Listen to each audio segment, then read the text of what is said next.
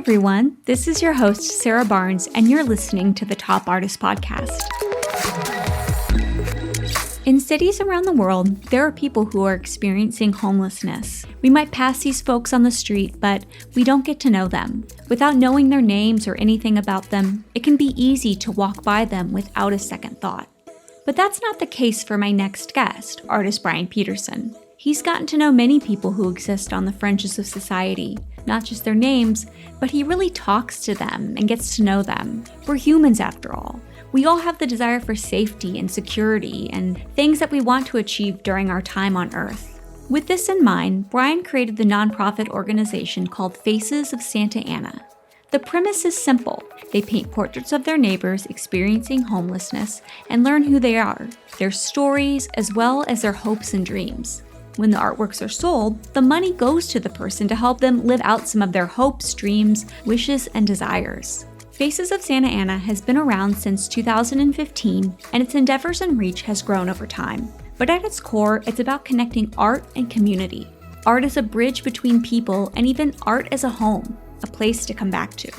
Before we dive in, I wanted to let you know that you can watch a video version of this interview on the Top Artist YouTube channel. There, you'll be able to see what we're talking about throughout the course of the episode. Just click the link in the show notes to take a look. Let's start by learning about how one man helped inspire Brian to start Faces of Santa Ana. The idea for it, it's funny because it didn't really happen as an idea. It wasn't me sitting in my living room one day wondering how I can use my art to impact my community. It actually happened because I was reading a book called Love Does. The book is about what it means to make love an action. Love is a verb. And I heard these screams coming from a man experiencing homelessness right outside of my window in downtown Santa Ana. And so I'm reading about love in action. I'm reading about loving my neighbor. I'm reading about making love part of my life. And I hear the screams from my neighbor. And I looked at my wife and I said, we got to get to know this guy. We actually used to refer to him as the screaming homeless man. Like before my heart was in the right place, I used to say like, oh, there goes that guy screaming again. There goes my good night's sleep, this kind of thing.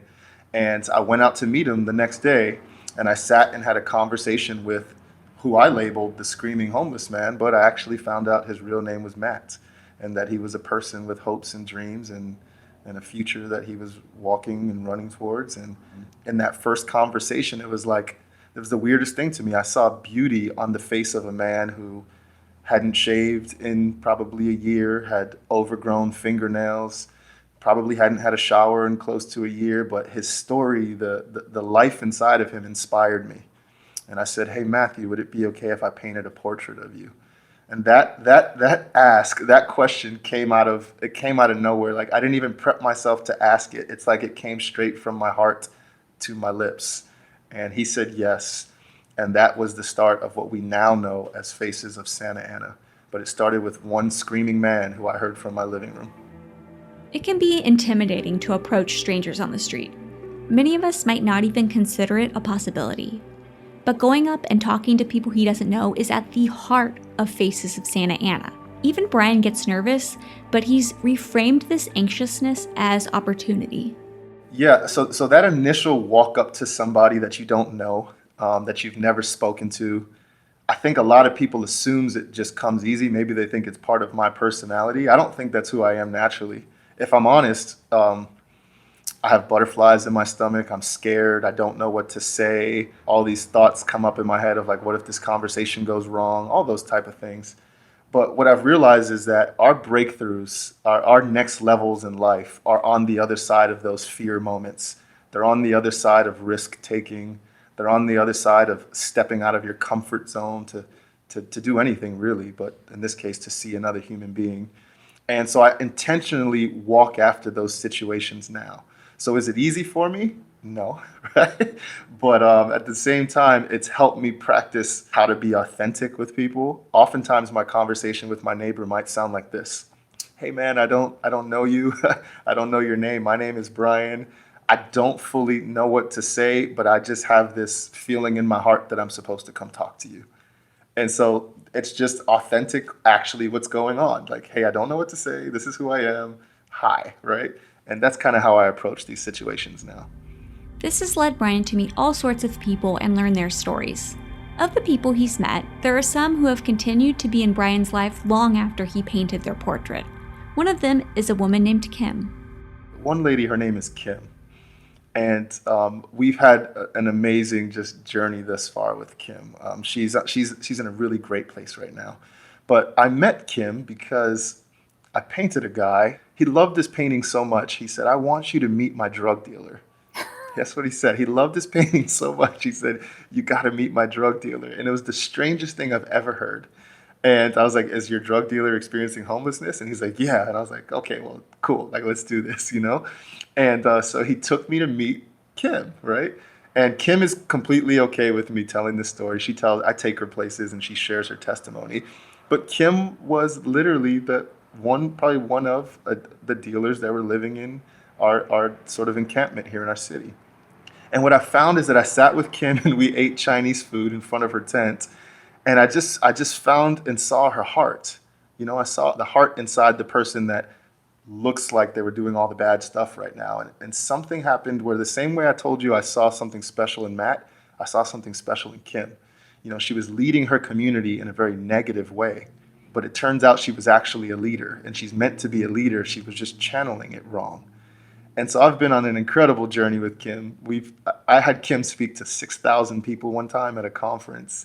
And she gave her story and her testimony, which is, as you can imagine, full of really traumatic things. Everything from foster care to rape to prostitution to jail time. But it's very real. And so I'm just happy that I can call her my friend. That I have a friend that is very, very much the opposite of me in every sense of the word.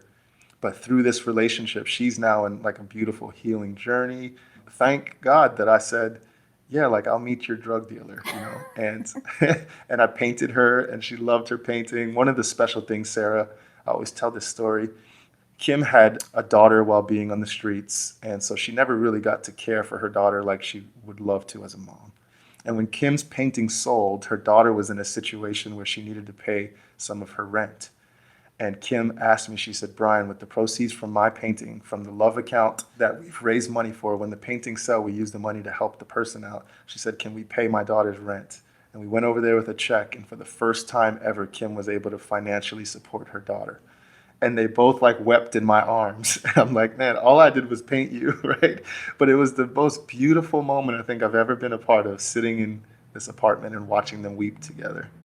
It's the new year and we're all making resolutions. Hopefully, if you're like me, you're also resolving to make yourself and your well-being a priority in 2022. BetterHelp is a great way to invest in some self-help. They provide online personalized counseling that you can do from the safety of home. No more uncomfortable waiting rooms, and it's even more affordable than traditional counseling. As a new mom, BetterHelp is a lifesaver for me. Between juggling family and work, having someone to talk to is key.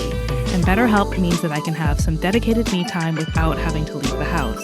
BetterHelp will assess your needs and set you up with your own licensed professional therapist.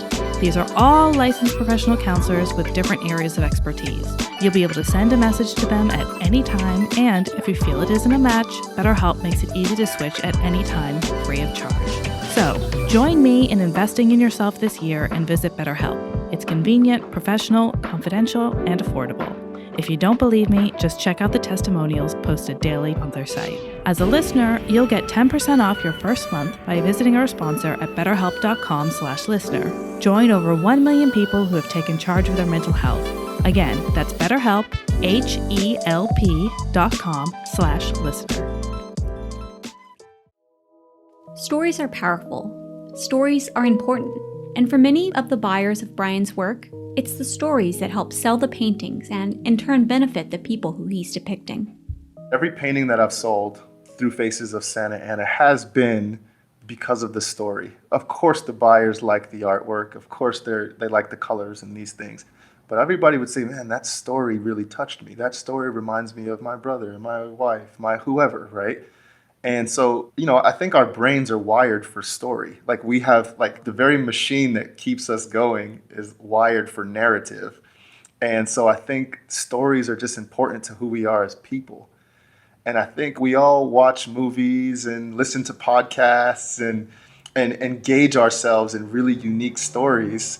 And what I've found is that some of the most compelling stories have been with people sleeping right outside of my apartment building, you know?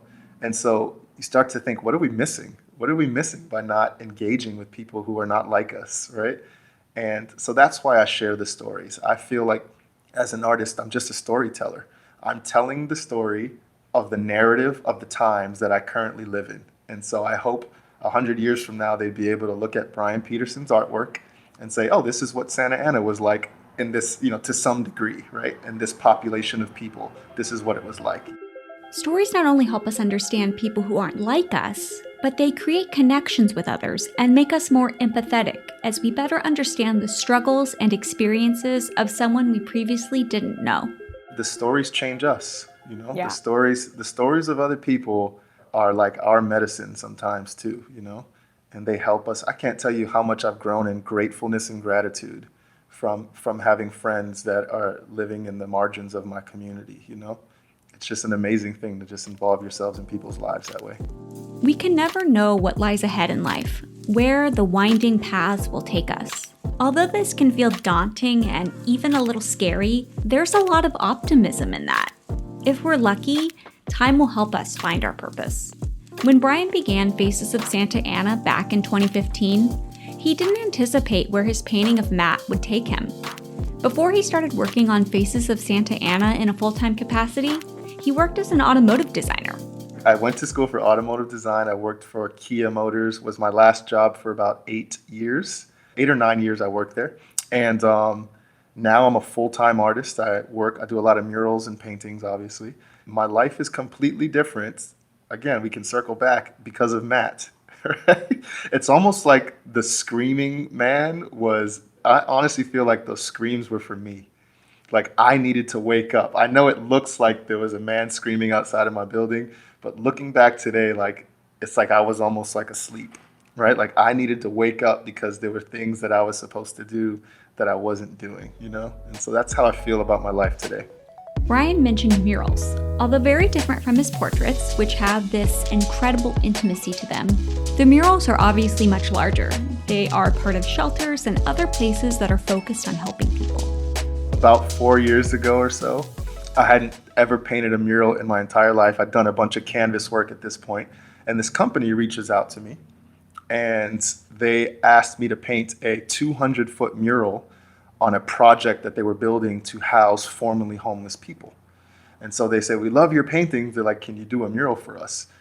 And I'm looking at this daunting sized wall that was like, it felt like it went forever. And my response to them was, yes.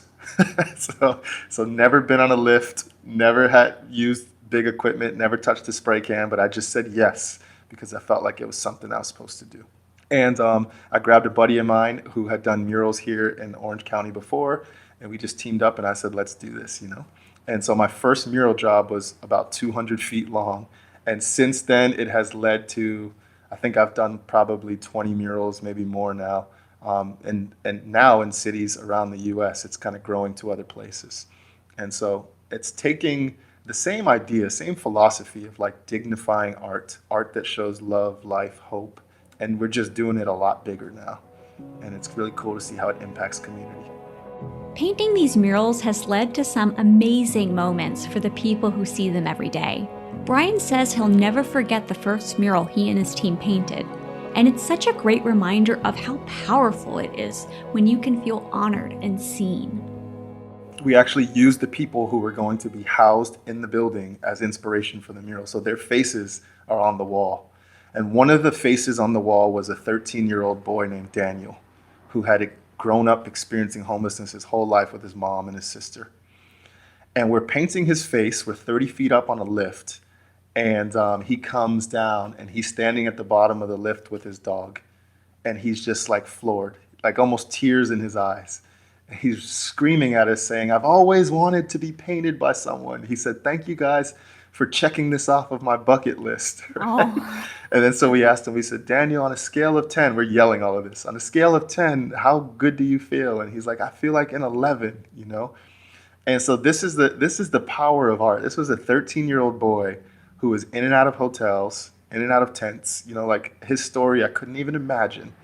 And then for him to come home every day and see himself dignified on the side of his own housing project or home, what's better than that? And so these are the kind of reactions we get when we get to paint shelters and projects to house the homeless and affordable living communities. All of these kind of things this is why we do it. This is our why. After years of only operating in Southern California, Faces of Santa Ana has expanded and now operates across the U.S.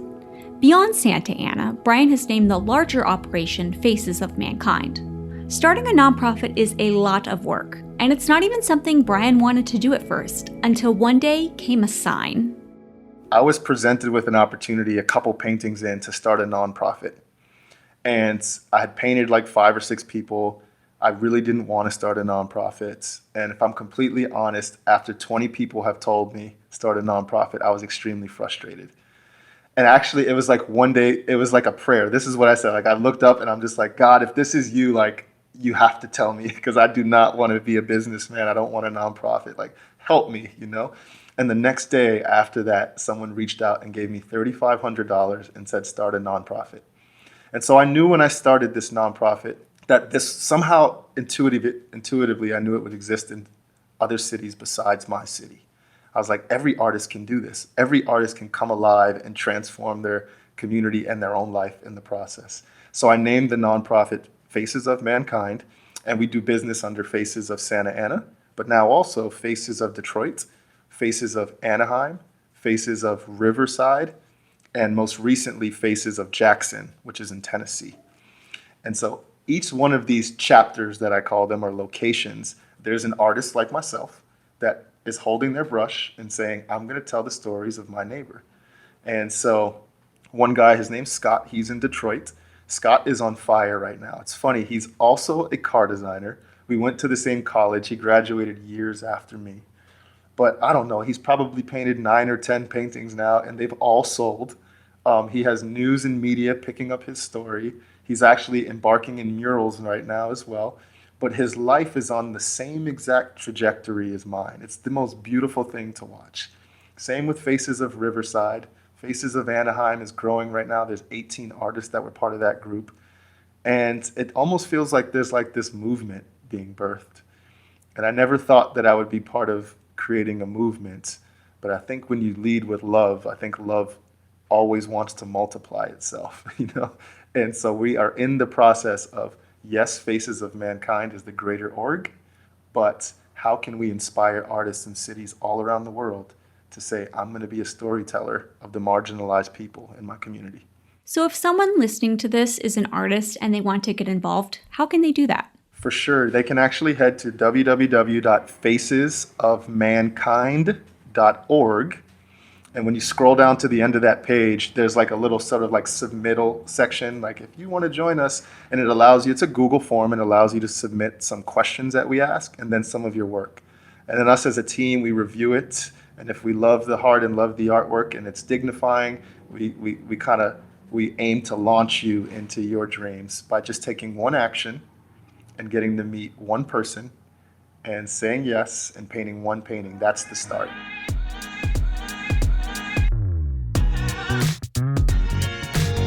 Now we're turning it over to you, our listeners, for our Ask the Artist segment. We asked you to send us some of your questions for Brian, and we got some great responses. Okay, this first question is about your portraits. Do you keep in touch with any of the people you've painted in the past? All the time. In the beginning, a friend of mine told me, Brian, he said, in this type of work you're engaged in, you will have fans, friends, and family. And so some of the people I paint end up as fans, meaning I know them for a couple weeks, couple months really, and then I might not ever interact with them again. Others are friends, like every couple months we run into each other and it's like we never skipped a beat. And then a few other people are like family. These are the Kims, these are the Shannons, this is like Stevie Boy. These are people that actually just show up to my door unannounced. Right now they could show up and knock on the door. Right? And so I know this, and this has given me peace because I wanted everyone to stay connected. I want everyone as family, but I don't know if that would ever be sustainable. And so knowing that like it's seasonal, friends, fans, and family, I just make sure to really invest in the people who I feel are family. And here's another question. Many cities are trying to come up with solutions to help unhoused neighbors get back on their feet. As you've gotten to know many people who need help, what are some ways in which we can help those who have housing insecurity? So right off the bat, I don't think that I have the solution to end homelessness. I do think I have a solution to end hopelessness. A lot of people have said, like, I've given them new hope in themselves, right? And so I view myself almost like a hope dealer. In terms of solutions to ending the housing crisis and how that pertains to people in our neighborhoods, in my personal neighborhood, there's a lot of organizations. There's Mercy House, Illumination. There's people actually on the ground doing the work. And so if you want to be involved with them, I would say find your local authority and figure out what they're doing. Make sure that it actually involves sort of like mental health and care and all the rehabilitation aspects that people would need to kind of step into to transition from the streets to a home. But support them in any way you can. Obviously, financial is amazing, but there's also volunteer opportunities. Half of it is also just education. There's so much education that needs to be had on how to transition people from living on the streets to in a home. So just involve yourself in those kind of aspects of whatever's going on in your own city. But it's not easy. It's probably one of the hardest problems that we face as humans today. As I wrapped up my time with Brian, I asked him the question we've been asking every artist we've interviewed for the second season of Top Artist. What impact does he hope his art would have? I hope my work operates in the intangible impact of people's hearts. I hope that my work helps people see differently. If I can continue to go into elementary schools, middle schools, high schools, and change the lens by which people normally see, and help them see with eyes of hope and color and show them how to look differently, almost to look again at life, then that's the impact that I'm after. And I think that's the beauty of art, is that I always reference this idea of like, there's something that happens when someone stands in front of a painting and they end up speechless.